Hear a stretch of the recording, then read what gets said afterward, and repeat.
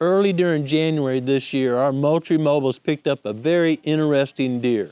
It had full velvet antlers in January, which is obviously odd when a lot of bucks are shedding and they've certainly been in hard antler for several months. That caught our attention, but we kind of lost that deer for a little bit, and then early fall we started picking up several videos of this deer, and it was in velvet. Velvet into October is very striking, especially for here in the Ozark Mountains.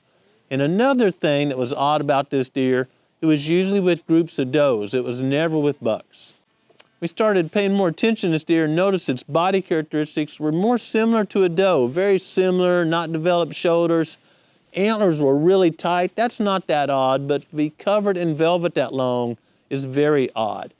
And the behavior of always running with a doe group, never with bucks, never seen chasing a doe or on the scrape or anything like that, really struck me odd, so I started paying more and more attention to this deer.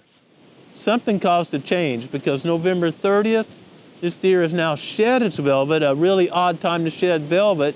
When we see deer that have velvet antlers like this deer did and holds it this long, we tend to think that's an antlered doe. And antlered does are not uncommon. Research says about 1 in 10,000. I don't know who come up with that number or how they got that number, probably at check station data back in the day. But shedding that time of year means that there was a big pump of testosterone.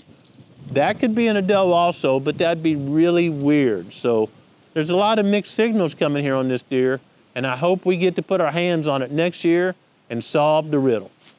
December 3rd, we got another video of this buck, hard antlered again, with some does, but he's leading the pack. He's not following does like you might think that time of year. When I look at the body, I'm thinking doe. It just never got that buck shape, buck posture. But shedding its velvet at that time of year, well, that's even odd for an antlered doe.